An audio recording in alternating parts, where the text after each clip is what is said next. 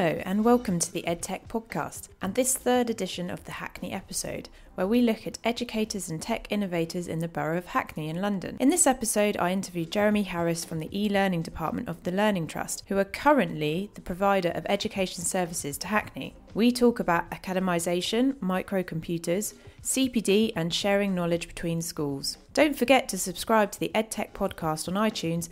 Follow us on Twitter, Facebook and Instagram, and email us with any exciting news at theedtechpodcast@gmail.com. But before we get started, a date for your diaries. On Monday 9th of May, join me and Joe Fathery, finalist of the Global Teacher Awards, for a blab at 4:30pm, where you can ask questions, comment, or even join in the discussion live. If you can't make that, don't worry, you'll be able to download the session via the Edtech podcast on iTunes.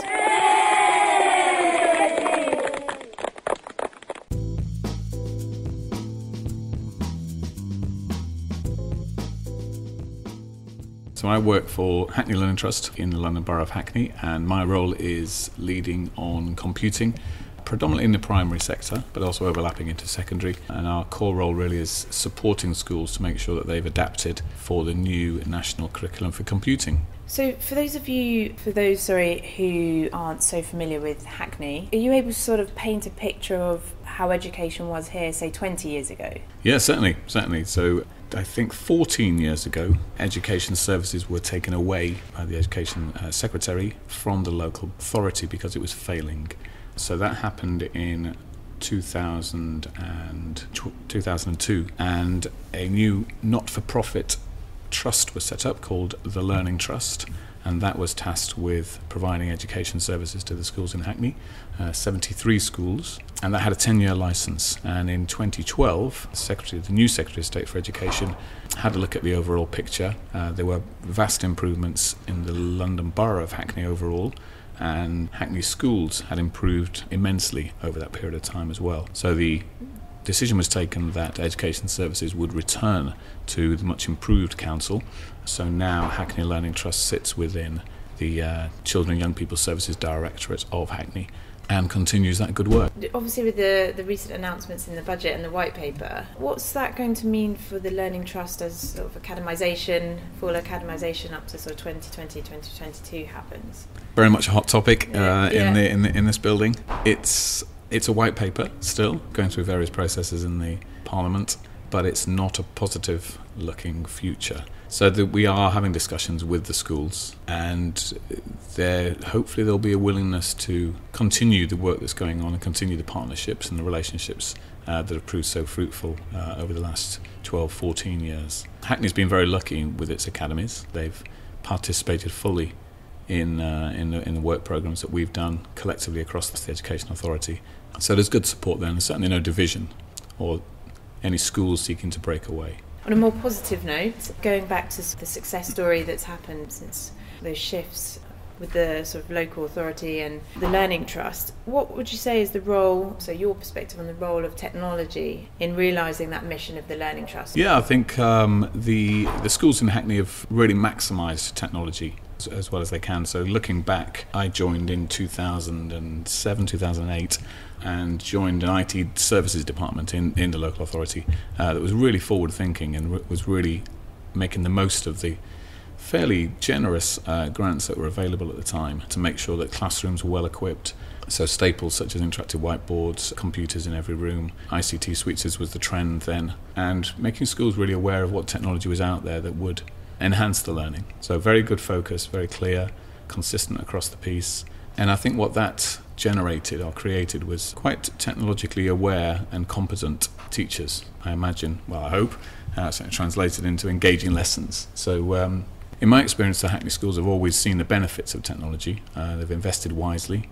The borough has benefited enormously from the Building Schools for the Future programme, and the intention there was where the schools that were benefiting directly from BSF, we were adamant that their journey would be not shared with others, but the successes and the positive aspects of that would be broadcast out further towards the other schools so they could see good examples. So if we look at today, we have very technologically competent and confident teachers generally across the board, and senior leaders who can see the benefit in that investment. And in a time of pressure on school funding, And that's really important, because then we are very much looking at the efficacy of technology rather than just having technology for its sake. What channels do you see within the educators from school to sort of share what they're doing, where failures occur, where they can learn from them, or where real success stories occur, where they can kind of share? Yeah, absolutely. We have a really positive picture there, and a plug for Hackney Learning Trust. We have a really active CPD programme that the vast majority of schools buy into. And the core, perhaps the most obvious element of that, are subject leader meetings,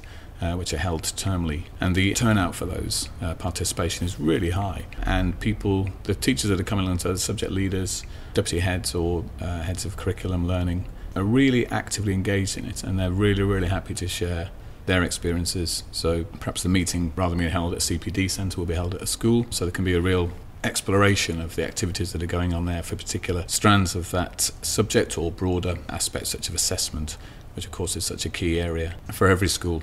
And within our population of schools, there are various models being tried out. The schools are really happy to share most of that practice and talk about how it benefits them, how it allows teachers to see the progression of the pupils, touching on things like progress aid or assessment aid, etc. So yeah, really, really positive sharing of knowledge, experience, and different approaches. Are you aware of are there any teach meets or anything like that, sort of more informal aspects of sharing that goes on? We've from the computing side, we've had a couple of teach meets. We do quite a few events outside the standard subject leader forums. The pressure we find there is it's very, very difficult to get teachers out of school. The workload is immense, and that is a real challenge. So what we try to do there is we try to get a school to host it, and there's never a problem. There are lots of offers just to try to make it easier and try to make it as engaging and an attractive proposition for other teachers travelling. I suppose from the viewpoint that technology can't enhance education on its own. It can't just be kit-led. What are you seeing in terms of areas where teachers or school leaders are really focusing on how utilising technology can have impactful, measurable outcome changes? So obviously there was a big trend in purchasing things like interactive whiteboards and that kind of thing. What are you kind of seeing now as a focus of, this is an area we'd like to improve or make more efficient, and as a result we're going to use technology to help us get there? Yeah, there are a lot of programmes. I don't have visibility of all of them. I'll start off by talking about the ones that we do in computing. It's a very obvious area for using technology to engage and to enhance. And I don't think our schools are doing anything particularly remarkable, but they are. I think what's been particularly positive about it has been the absolute willingness and the positivity from the teachers and the confidence to try new things to enhance the curriculum. And it's a new curriculum.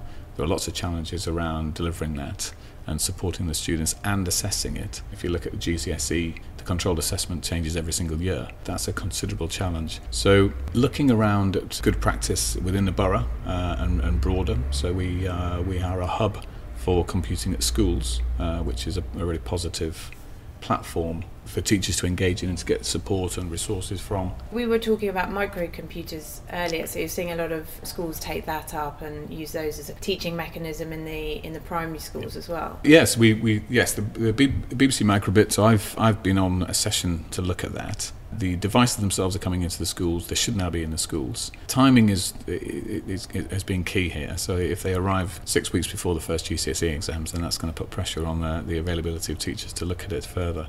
We've run 2 sessions now on BBC Microbit, hosted at a school. We've brought in some external expertise to demonstrate it, and generally just to let the teachers have a look at them, have a go, and see how they might fit in. So I think that's an area of development. I think the timing suggests that probably it's something that teachers will pick up now after, secondary school teachers will pick up after the exams, because there really isn't the time now to start making room for something else in the curriculum. And do you find also in terms of knowledge sharing, are you getting sort of visitors from outside Hackney who come into the schools or come into the Learning Trust and find out about what you're doing and how you're delivering that as well? Yes, absolutely. And I can't take any credit for that at all. That's entirely down to the schools. There's one school in particular, secondary school in the north of the borough, Our Lady's Convent High School, which is doing phenomenal things with Google Apps for Education and Google Classroom.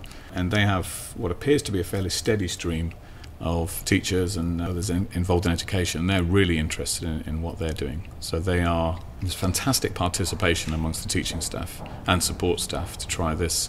They see it as really enabling technology that really enables them to do what they want to do. The general consensus is that it meets students' expectations, which is really important, and I'm going to say it's a time saver. Teachers have all these rich resources available already, being able to distribute them through a simple, attractive platform that students can interact with at their own time, at their own pace, knowing that the teacher is there at the end of a virtual line to support them. It's really quite transformative. So that's been a real showcase. If we look at the primaries, we've got a number of our primary schools, I would say, are pretty much beacon schools for Apple. So have really done fantastic things with iPads, which lots of schools are doing that, but they've made sure that everything they do benefits the students' education. So it's absolutely led by the pedagogy, not the technology. So it's absolutely trying to enhance what was being done previously, not just augment tasks. And also allowing the students, even at primary school age, to become, in a sense, within the classroom, individual learners. So they are choosing the tools that they think are most appropriate to task. And what we're seeing is that the children are then, it's clear they've grasped the fundamentals of the subject or the topic or the theory, and then they're able to apply their learning at a much higher level. So they're able to explore the subject or the topic and then use the technology to demonstrate how they've understood that. Sounds very positive. And I was looking online at the case study of, is it Thomas Fairchild Primary School, so that unfortunately suffered from a fire, but in the rebuild had sort of technology weaved into its fabric of the primary school. Are there any other sort of individual primary schools or case studies that you can think of? There is variance across the schools, undoubtedly. So some, and that's all to do with priorities, essentially. So it's a really challenging environment out there at the moment. There is immense pressure on some schools. So it's fair to say that some schools will not pick up technology because their priorities are, in a sense, in the traditional areas. So we have to give them time and space to adapt to that, but keep showing them opportunities to use technology to enhance or to enable progression and understanding. Where we've got schools that are really open to that, or let's say are in a position where they can consider stepping away from their traditional, let's say, schemes of work or approaches. Our approach has always been to think about the pedagogy and to try to enhance that with learning, with technology. So, for instance, Hackney's a very diverse and quite a transient population as well. High number of languages spoken in schools, 30, 40, 50 languages in individual schools. So ESOL is a really challenging area. And we've used technology, or rather we've helped schools use technology really successfully in reading programs. So I'm adamant that using technology to show children or to engage children in reading is fantastically successful. It can be quite an intimate process for the children. They put the headphones on, they've got an interactive book in front of them. They can hear the words being spoken, then they can record their own voice, speaking words and sentences, listening out for punctuation points, enunciation, etc. And some of our most successful projects have been with, say, a set of 6 iPads and a TA who sits with those children, immerses them in their learning, guides them through, and it's been fantastically successful. And we've looked at that very closely in terms of levels of progression, and it's a very, very positive program. And the variety there of banded books from known publishers, so it's familiar content to what the children can go and pick up from a bookshelf. And of course we absolutely encourage children to read traditional books as well. But yes, it's a really engaging process, and the children are their behaviour improves, their attention improves, their willingness to learn is there, and that's really, really positive for everybody involved. And what's your thought on the argument that technology sort of enhances the inequality between students as they progress through education? So, for example, access to technology and those additional opportunities to learn that are... Yes, that is a key concern, yes. Hackney does have deprivation. I'm not sure where it figures on the list. It's not a list that anyone wants to be on, but it is there. It's a very real consideration, and schools are acutely aware of it. Quite some time ago, in 2008, 2009, I ran a project here which was called Computers for Pupils, which was very clearly named. And it was a fantastic initiative. There was a considerable amount of money behind it, but it was not fantastically executed. Now, that was partly because of the technology available at the time. If it was done today, then the connectivity options, so rather than having a fairly ineffective dongle that connected to a fairly slow, heavy laptop, would be vastly improved. So that would be a much more effective program now. That was apportioned, or they were distributed on FSM deprivation measures. So that was a very effective, good idea, perhaps not fantastically executed. Not to gloss over the primaries, but I think that the requirement for children to be engaged in enhanced or extended learning in the primary schools is less of a factor in terms of progression and attainment. Remember that we still need children to be writing. We absolutely encourage children to be writing, and that the craft of using traditional analogue materials is really quite important. So the type of activities they've been asked to do outside school are absolutely for that environment. So it isn't a precondition that children have computers. And we can talk about the safety aspects as well, perhaps. As we go into the secondary sector, then yes, the homework ramps up. The access to technology also almost becomes an absolute must-have, because the children should be learning those skills. They should be using technology to benefit and to simplify tasks, and also perhaps to improve presentation quality, etc., etc. Not to forget that we want them to be writing. And to accommodate that, every single school in Hackney opens early. There are access to ICT suites throughout the day, and all our schools run extended activities after school.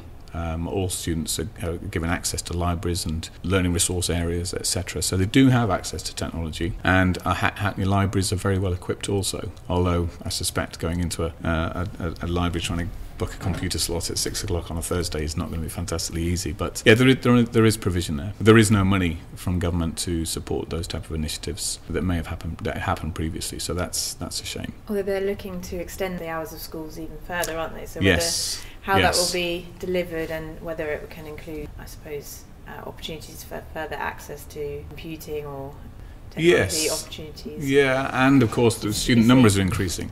So in effect, schools will have to stay open longer anyway. So it's probably not perhaps extending the opportunities on the ground, because there are going to be more pupils in the same space. So you're almost into, I think perhaps someone has already suggested shifts, which already happen, of course, for lunchtimes in large schools. So I don't think that's going to massively increase capacity. Introduction of technologies such as chromebooks, which are more affordable. I wouldn't say affordable because they're still £200, £300, but access to those kind of devices, particularly in the secondary, I think really lend themselves to supporting mobile learning strategies in schools and increasing student access to technology, which is important.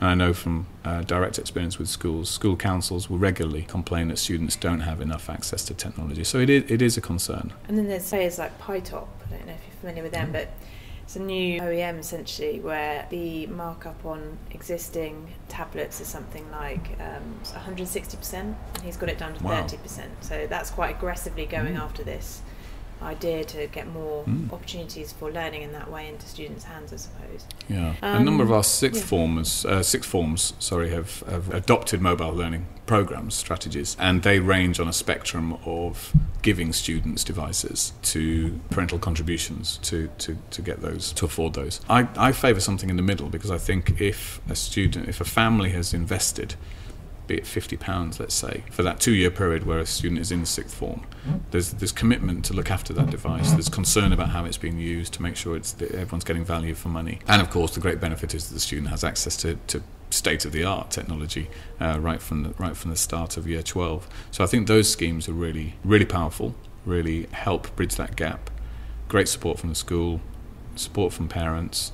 At the end of the 2 years, I think there are opportunities to either wipe that debt off, and then the student gets to take it to university or to work wherever they're going next, or to. In fact, I don't know what the alternative is, but there are lots of different schemes in there. eBay.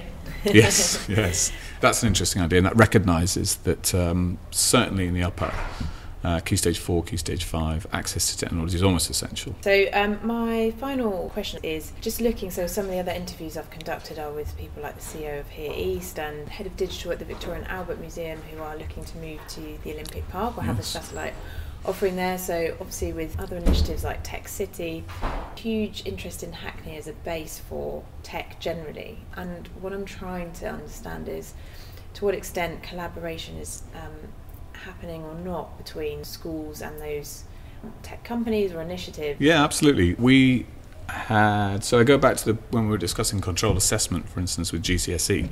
So a fantastic challenge for teachers to deliver that. It's controlled assessment, so there's only so much a teacher can do. And Hackney Secondary School teachers came to us and asked how can we help out with this? So we've worked with RBS, who gave, at one point we believe it was 51 computer scientists or data scientists to come into schools to support lessons. And we've also worked with a small company called Founders and Coders, who train graduates in predominantly Java, but they've offered to come in and support, perhaps in a more informal sense, so perhaps after school clubs or in the run-up to GCSEs, perhaps some revision camps, those kind of things. And we have absolutely engaged through Hackney's regeneration team, so London Borough of Hackney regeneration team, have very good links with business. And we've invited their various people from business to come in and speak to our secondary schools, predominantly, because that's, I think, where the relationship sits. Less important to talk about future careers to Key Stage 1 or 2. It's a long way on the horizon, isn't it? So yeah, very good, and very good relationships, a great opportunity. I would hope that becomes stronger over coming years, because I think that schools haven't quite picked up all of the opportunities on offer yet, and the broader City of London and Tech City has been phenomenally generous in terms of offering support, offering resources, offering facilities.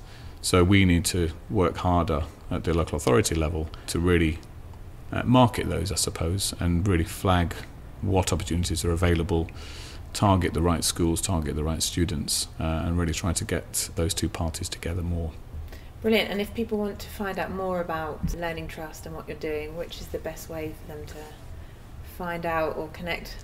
Is it the website? Yeah, the website, so learningtrust.co.uk. There is a Twitter account, or of course they can email me directly. Awesome. Well, thank you very much, Jeremy. Pleasure. Thank you for coming in. And if you enjoyed that, make sure you subscribe to the Edtech podcast on iTunes to hear subsequent Hackney Edition interviews with none other than a variety of Edtech startups based in Hackney, a Hackney primary school teacher, and the head of digital at the Victoria and Albert Museum.